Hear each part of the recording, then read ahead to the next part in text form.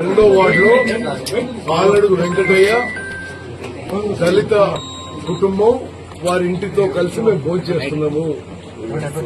రాష్ట్రంలో పోయిన నెలాఖరు వరకు మీ అందరికి తెలుసు రాష్ట్రంలో దొడ్డు బియ్యం కోర్టు గ్రెయిన్స్ ఇచ్చేది. ఎక్కువ శాతం లబ్దిదారులు తినకపోయేది.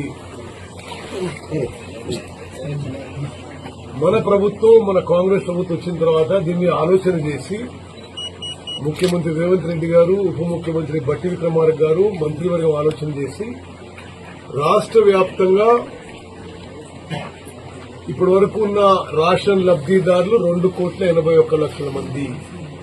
ఇప్పుడు మేము రేషన్ లబ్దిదారుల సంఖ్య కూడా పెంచి 3,10,00,000 మందికి రేషన్ ఇవ్వబోతున్నాము.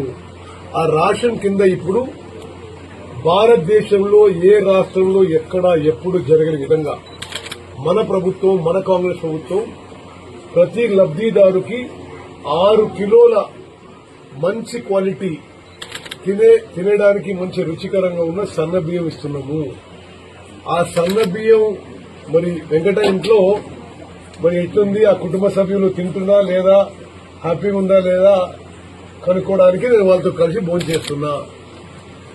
ఇది ఆహార భద్రత విషయంలో భారతదేశంలోనే ఒక విప్లవాత్మక మార్పు, ఒక ముందడుగు.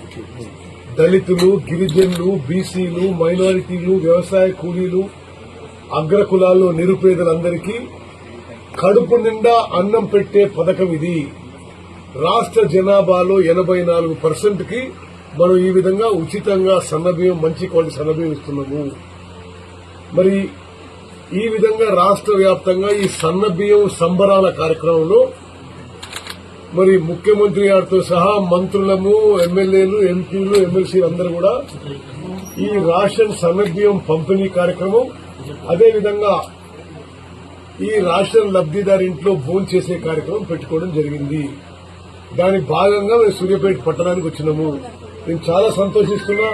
మరి వెంకటయ్య గారు వారి కుటుంబ సభ్యులతో కూర్చొని భోజనం చేస్తున్నాం. అన్నం మంచుకున్నది.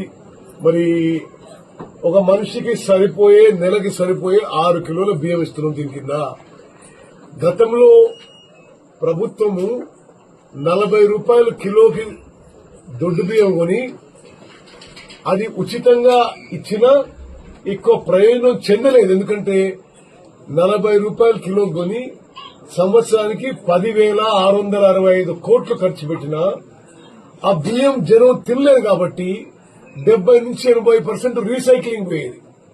లబ్దిదారులు అమ్ముకునేవాళ్ళు 5-10 రూపాయలకి. ఏది ప్రభుత్వం 40 రూపాయలు కొని ఫ్రీగా ఇచ్చేదానికి. దానికి కొంత 20% ప్రభుత్వం నుంచి ఎక్కువ ఖర్చు పెట్టి ఇప్పుడు సుమారు 13,000 కోట్లు సంవత్సరానికి ఖర్చు పెట్టి 3,10,00,000 మంది జనాభాకి ఉచితంగా 6 కిలోల సన్న బియ్యం ప్రతి రేషన్ కార్డు లబ్దిదారికి ఇవ్వడం జరుగుతుంది.